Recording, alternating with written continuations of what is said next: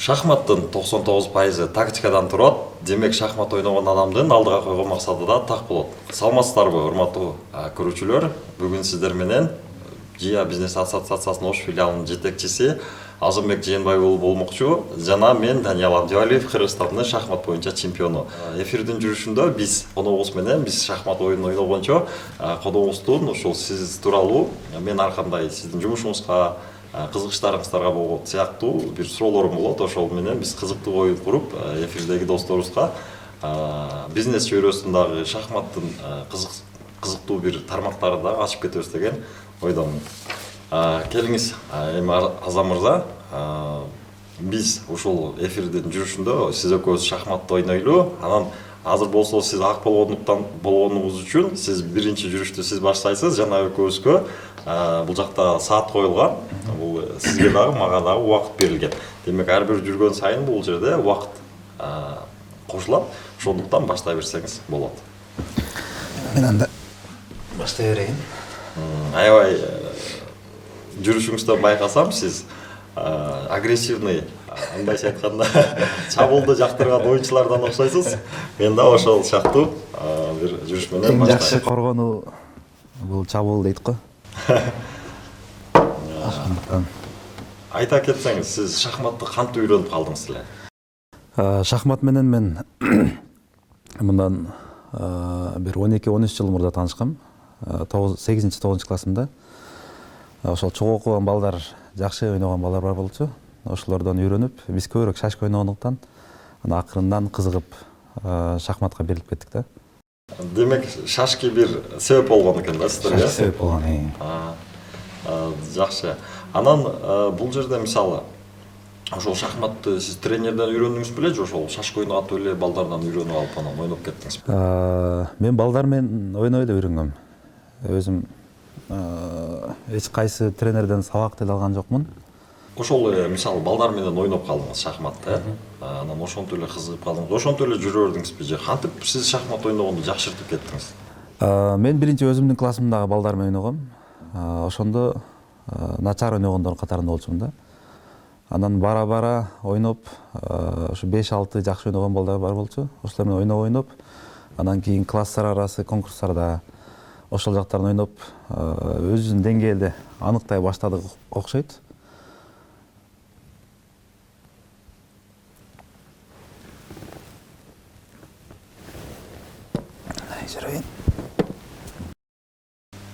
Мен билишимче сиз айтып калдыңыз, мен шахмат боюнча да турнирлерге катышкан элем деп. Ошол тууралуу айта кетпейсизби? Кандай турнирлер болчу алар? Биринчи ошол өзүбүздүн мектептин, лицейдин окуучулар арасында болчу. Анан акырындан биз 11-чи классыбызда 2010 жылы анан райондук турнир болуп калды. Ошого биз өзүбүздүн лицейдин ичинен тандалып, анан мен 11-чи класс арасынан жалгыз мен өткөм. Жалпы 3 бала тандалып. Команда болчу да? Команда болчу. Ошону менен биз катышып калдык да. Кийин райондук олимпиадага катыштык. Райондон ошо биринчи болгонбуз. Райондон биринчи болуп, областка өтүп, анан областтан бизге тең келген команда жок болуп калып, анан башка 2 кызды кошуп, жалпы 5 катышуучу менен, оюнчу менен биз республикага өткөнбүз да. Бирок эми ошол район, областтык деңгээлде билбейм, эми ошол учурда биздин деңгээл жакшы болгондуктан өтсөк керек. Кийин тилекке каршы мен республикалык турнирге катыша албай калдым. Кээ бир себептерге байланыштуу. Ошол боюнча мен шахмат көп ойнобой, акыркы 2 жылда кайра ойноп баштадым да. Бирок меники дагы эле турнирлерге чыгып, турнирлерге катышып эмес, азыр көбүнчөсү компьютер менен. Компьютер дегенде компьютерди коюп алып эле ойнойсузбу же онлайн порталдарда? Демек өзүңүз сыяктуу эле шахматсыз оюнчулар. Компьютердагы турнирлер, онлайн турнирлерге катышам. Бирок көп эмес, бул эле бош убакыттарда болот да көбүнчөсү. Түшүнүктүү. Анан айта кетсеңиз, сиз мисалы шахмат тренери жок эле достор менен ойлоп үйрөнүп алсаңыз, демек сиз аябай мындай таланттуу адам окшойсуз деп мындай ойлоп калдым да. Себеби көп бала өзүнөн өзү эле ойноп анан мындай жакшы жыйынтыктарды көрсөтө албайт да. Ошол боюнча кандай оюңуз? Эми бардык эле оюн бул адамдын мүнөзүн чагылдырат го. Анан менин шахматка кызыгып берилгендигимдин себеби да ушул болуш керек. Биринчиден мен негизи мүнөзүмдөн токтоомун. Анан бардык иште план, максат, убакыт менен өлчөйм да көп нерсеничи. Ошол себептен дагы ушул менин өз мүнөзүмө жакын болгондуктан болуш керек да. Демек сиз шахматка келгенге чейин уже мындай тайм менеджмент, убакытты туура бөлүштүрүү, жанагы план түзүү, тактика деген сыяктуу бир өзүңүздө ошол нерсе бар беле, же шахматты үйрөнгөндөн кийин сизге Бул меники ошол шахмат менен чогуу эле болгон калыптанган нерсе го дейм. Себеби буга чейин эми тайм менеджмент деген эч ким билген эмес. Биз эле билген эмеспиз. План, максат дегенди эле жакшы билген эмеспиз, бирок азыр эми анализдеп көргөндө бул шахмат менин мүнөзүмө туура келген оюн экен да. Так.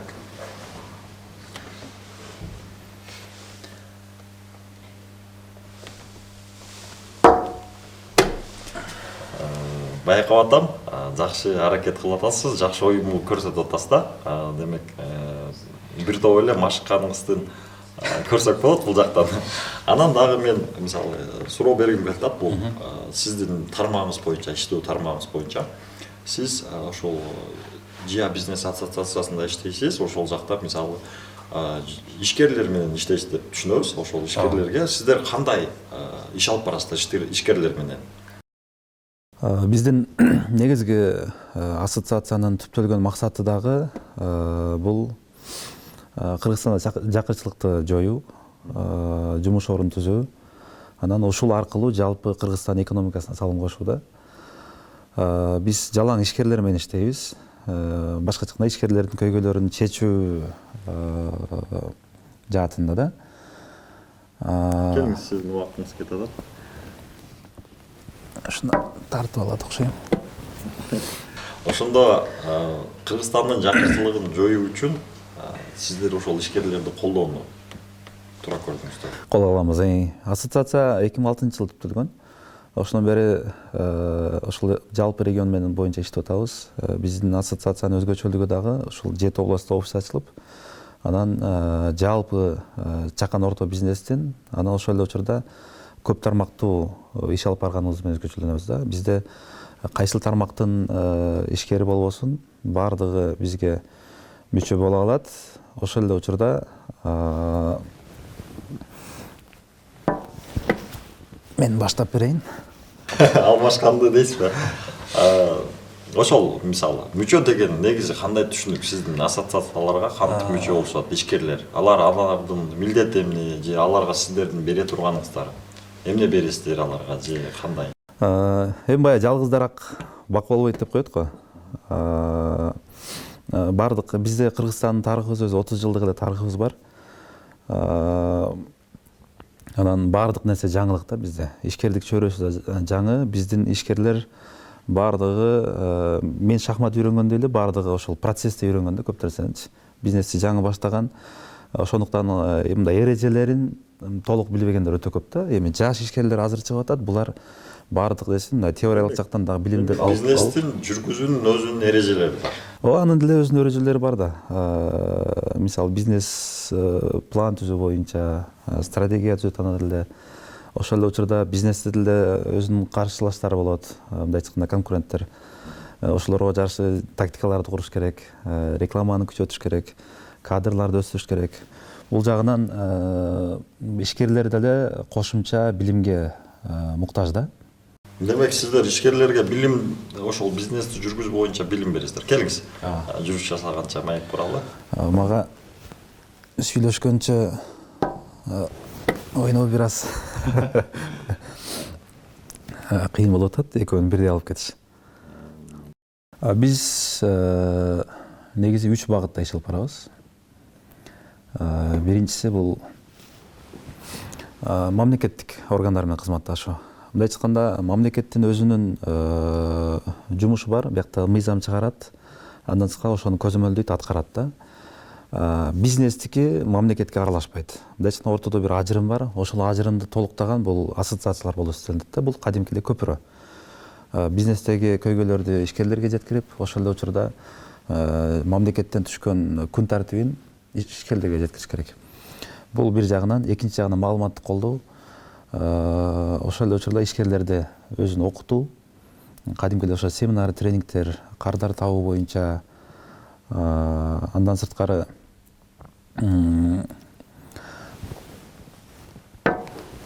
ишкерлерди өзүн өнүктүрүүгө мындай аянтчылар түзүлүп бериш керек да. Бул жагынан мындайча айтканда бизнеске тиешелүү баардык багыттарда иш алып барабыз. Ошол эле учурда консультация, анан эл аралык уюмдар бар, донорлук уюмдар бар, мындай насыя берүү мекемелер бар, банк тармагы. Мына ушул тармактардын баардыгынан жалпы ишкерлердин атынан иш алып баруучу өзүнчө бир мекеме катары. Азыр эми сиз мына жаңы эле сиз өзүңүздүн вазириңизди алдырып жибердиңиз да. Эми оюндун стратегиясын кандай түзөйүн деп ойлоп атасыз? Эми мен өзүмчө түшүнүп турам да, сиздин мен ой жүгүртүүңүздү түшүнөйүн деп кызык болуп атат да магачы. Эми мындан кийинкиси меники көбүрөөк жанатан бери мен чабуулда жүргөм. Азыр бул жерде көбүрөөк коргонуу менен ойношко мажбур болуп калдым. Мындан аркысы ар бир кадамы мен чоң жоготуулар менен коштолушу мүмкүн да. Түшүнүктүү. Келиңиз, анда сиздин убактыңызды да кыспайлы, сиз жүрүш жасаңыз, анан ойлонгончо оюнду уланталы маектерибизди. Дагы менде мындай суроо пайда болуп атат да. Мамлекет, биздин мамлекетибиз жаш ишкерлерди колдоодо эмнеге маани бериш керек? Мисалы, ушул ассоциацияны сиздер түзүп атканда, негизи эле түзүлүп атканда максатыңыздар бар эле да, ушул жакырчылыктан чыгаруу дедиңиз, мамлекет ишкерлерди колдоо дедиңиз. Азыркы учурда мамлекет ошол сиздердин көтөрүп чыккан инициативаны колдоп атабы? Кандай ойлойсуз? Ушул дагы эмнелерди жасаш керек мамлекет? Биз мындан бир 5 жыл мурда орточо биз 5 жыл мурда бир мамлекеттик орган менен жолуксак, муну өтө мындай чоң жумуш катары көрчүбүз да. Жолугуп калдык деген сыяктуу. Бизди кабыл алды деп. Азыр убакыт өткөн сайын бизде көп өзгөрүү болуп атат. Мамлекет менен бизнестин дагы жакындашуусу өтө ылдам өсүп атат бизде, Кыргызстанда. Азыр ар бир жаңы келген жетекчи, мисалы шаардык, областтык деңгээлде ошол эле текшерүүчү органдарда булардын баардыгы биз менен тыгыз байланышып, таанышып, кандай көйгөйлөр бар, ошону чечүүгө биз көмөктөшөлү деп биз менен тыгыз иштешип турат да. Ооба, эми баардык маселелер чечиле бербейт, бул турган иш, бирок ошентсе дагы бул бир кадам болсо да биз алдыга жылдап атабыз десек болот да. Анан колдоо дегенде мамлекеттен бизнестин көп колдоо күтүүсү эле чоң эмес. Негизгиси баягы мамлекет бут тоспосун. Мамлекет бут тоскон учурлар да болобу бизнеске? Кандай болот? Албетте бут тосуп болот. Кандай түшүнсөк болот мисалы? Мамлекеттин эле баардык кадамдары бизнес үчүн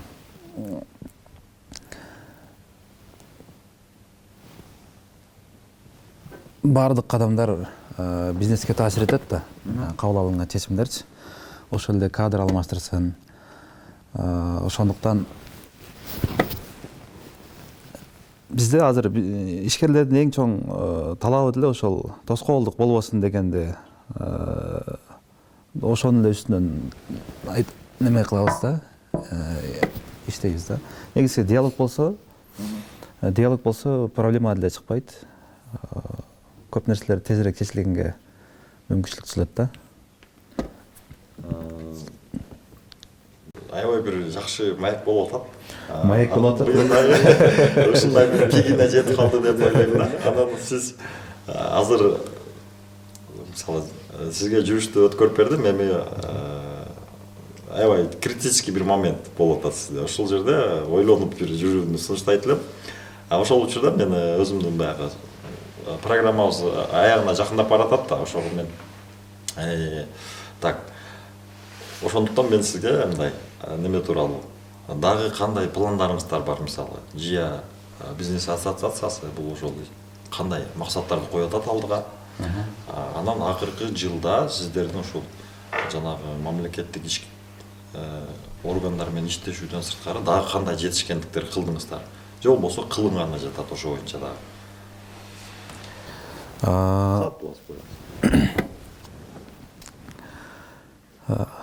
Биздин эми жетишкендиктер катары жана айтпадымбы? Көптөгөн ассоциация бар. Биздин ошолордон өзгөчөлүгүбүз эле биз 7 облуста иш алып баргандыгыбыз, ошол кеңселерибиз бар. Ошол жакта туруктуу кадрлар иштейт. Экинчи жагы азыр 5 облуста Ош Баткен Жалал Абад, Талас, Ысык көлдө бизде ишкерликти колдоо борбору деген Европа коопсуздук кызматташтык уюму менен долбоор баштаганбыз. Бул ишкерлерге кеңеш берүү кызматын көрсөтөт да. Анан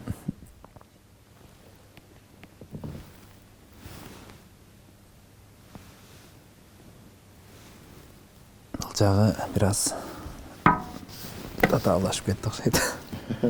Бүтүп деле калды окшойт. Эмне айтар элем? Негизи баардык азыркы учурда бизде өтө саясатташып кетпедикпи? Биздин талап кылганыбыз көп, бирок өзүбүздүн жоопкерчилик укуктарыбызды билебиз, жоопкерчиликтерибизди, милдеттерибизди билбей калдык да.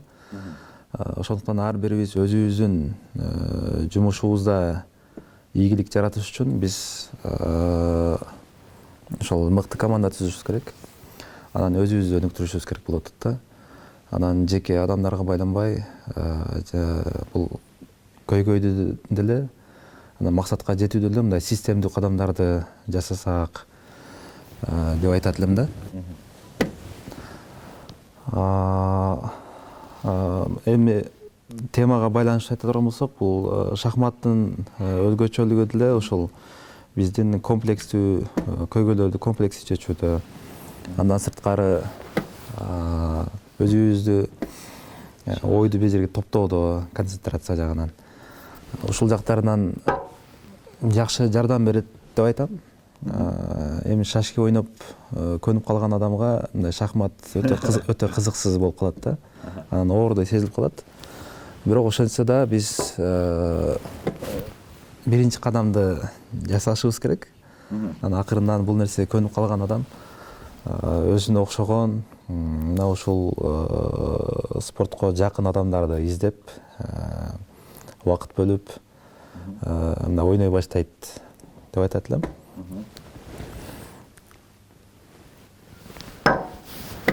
Мындай чемпион эмес, башка бирөө болсо мен пат менен чыкканга аракет кылат деп азыр андай деле мүмкүнчүлүгүм калбады окшойт. Ошону менен Жана биз акыркы жүрүштү жасайбыз. Аябай шах имат. Жакшы оюн куруп бердиңиз, Азам мырза. Эми мен мына оюнубуздун жүрүшү тууралуу мен кыскача сизге убакытты токтотуп кое берели, кыскача комментарий берип кетейин да, ошону менен программабызды жыйынтыктайлы. Мен карасам, сиз оюнуңуздун башталышы аябай жакшы болду. Бул баягы пешкалар менен жүрүп алдыда баштадыңыз. Бирок сиз мына нерсени унутуп атасыз. Жеңил фигуралар деп коет да, бул бизде слон, конь, мына пил жана аттар. Сиз ошолорду эртерээк чыгарып, анан экинчиси болсо өзүңүздүн королуңузду коопсуз жакка алып качканды, алып кеткенди кечиктирип атасыз да. Ошол себептен сиз мага мына жерде байкадыңыз окшойт, конь менен биз вилка деп коебуз, орусча айтканда, бул эки фигурага бир учурда чабуул жасап, сиз эң маанилүү болгон ферзиңизди алдырып жибердиңиз. Өзүңүз да байкадыңыз болуш керек. Мен кичинекей нерселерге маани берип атып, чоң нерсени жоготуп алышыбыз мүмкүн деген сыяктуу.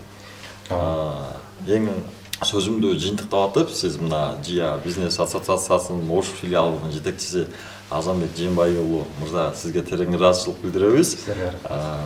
Мына урматтуу шахмат сүйүүчүлөрү, урматтуу достор, бүгүн сиздер менен шахмат талаасы программасы алкагында биз шахмат оюнун ойноо аркылуу жана ушул ар башка бир тармактарды ачып берүүгө аракет жасап атабыз. Бул бүгүн болсо бизнес тармагындагы Азамбек мырза менен оюн курдук жана бизнестин пайдалары, зыяндары, кандай өзгөчөлүктөрү бар, аларды айтып кеттик. Эми болсо биз кийинки чыгарылыштарыбызда жана дагы башка бир сферанын мыктыларын чакырып, бул жерде ошол сферанын көркөмүн ачып, анан бир эле ал темада маек курбастан, ошол эле кишинин шахмат оюнундагы мыктылыгын жана канчалык деңгээлде стратегиялык, тактикалык түрдө ой жүгүртүүлөрдү жүргүзө алат экенин биз сиздер менен чогуу күбө болобуз. Көрүшкөнчө сак саламатта туруңуздар.